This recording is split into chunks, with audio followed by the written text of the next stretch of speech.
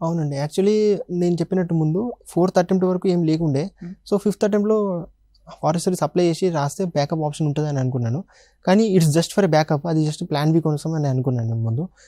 అది వచ్చిన తర్వాత కూడా నేను సాటిస్ఫైడ్ అవ్వకుండా ఇంకా ముందుకెళ్ళాలి. ఎందుకంటే లాస్ట్ ఫారెస్ట్ సర్వీస్ అనేది మెయిన్స్ తర్వాత సివిల్ సర్వీస్ మెయిన్స్ తర్వాత 2 మంత్స్ తర్వాత ఉంటుంది. సో, నేను ఆ 131 ర్యాంక్ రావడానికి ఓన్లీ 2 మంత్సే నేను చేసింది మొత్తం ఉంది. 2 మంత్స్‌కే నాకు 131 ర్యాంక్ వచ్చింది. ఈ 5 ఇయర్స్ ఎఫర్ట్స్ అనేది నాకు వేన్కి వెళ్ళొద్దు, అంటే 5 ఇయర్స్ ఎఫర్ట్స్ అనేది వేస్ట్గా అవ్వద్దని అనుకున్నాను. అది చూపెట్టాలి ప్రపంచానికి, నేను చూపెట్టాలి ఆ 5 ఇయర్స్ నేను చేశాను కాబట్టి నాకు ర్యాంక్ రావాలని అనుకొని అక్కడ నేను నిరుత్సాహపడకూడదు. లాస్ట్కి వచ్చేసరికి ఈ వేస్ట్ అనేది అవ్వకూడదని అనుకొని ఆ 5 ఇయర్స్ ఎఫర్ట్స్ అనేది ఒక అవుట్కమ్ రావాలని అనుకొని ఫారెస్ట్ సర్వీస్ని పక్కన పెట్టేసి ఒక ఎక్స్టెన్షన్ తీసుకున్నానండి. నేను 1 ఇయర్ ఎక్స్టెన్షన్ తీసుకొని దాని తర్వాత ప్రిపేర్ అయ్యాను. కానీ ఆ బ్యాకప్ ఆప్షన్ అనేది నాకు చాలా కాన్ఫిడెన్స్గా వచ్చిందండి. ఎందుకంటే ఈవెన్ నాకు ఈసారి కూడా రాకుంటే నాకు ఆల్రెడీ ఫారెస్ట్ సర్వీస్ ఉంది కాబట్టి నేను కూడా దాంట్లో కంటిన్యూ అయిపోతాను హ్యాపీగా.